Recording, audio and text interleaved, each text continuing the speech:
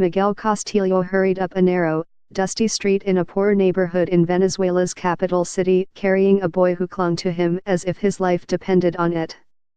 Castillo, a member of the country's tattered opposition movement, brought the 6-year-old named Tomas to a dining hall filled with nearly 100 skinny children sitting at tables and scooping spoonfuls of beef and rice soup into their mouths. Tomas, who was running a fever and needed food, required help reaching the opposition-run soup kitchen because of a disability that left him unable to walk. "I never imagined that my country would come to be like this," Castillo said on a recent day. "This is my way of doing something."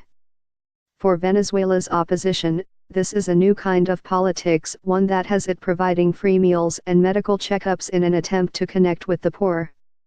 The outreach is aimed at helping change the negative perception many Venezuelans have of an opposition that has been unable to influence change as President Nicolas Maduro further consolidates power.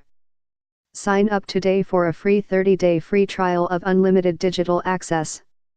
Members of the Justice First Party launched a soup kitchen which has so far provided 4,000 meals to poor youth in Caracas, while leaders of the Popular Will Party say they're pushing to provide 40,000 each week in neighborhoods across Venezuela. The food is provided with the help of local businesses and Venezuelans living abroad.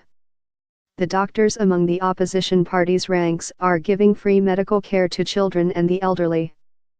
Inflation in Venezuela is projected to surpass 2,000% this year, and the economy is estimated to have shrunk by 12%. Shortages of food, medicine, and basic goods have become dire amid moves by Maduro to crack down on dissent. "Our politics are in crisis, and our politicians are in crisis," said Enrique Capriles, a former presidential contender and governor who organized the soup kitchen visited by Castillo.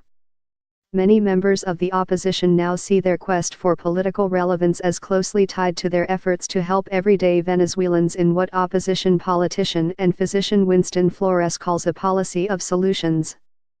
On a recent day, Flores provided free medical checkups at a makeshift neighborhood camp, using his cell phone as a flashlight to examine an elderly woman's throat. "There are some who walk around like zombies looking for food and looking for medicines," he said, adding that the opposition's latest outreach is another way of doing politics. The growing focus on the poor sounds familiar to many who have seen similar policies implemented by the socialist leaders that the opposition has been struggling for years to unseat from power. During his 14 years in office, the late President Hugo Chavez launched numerous programs aimed at providing free medical care and social services to Venezuela's neediest, while Maduro regularly touts initiatives to provide subsidized food and housing.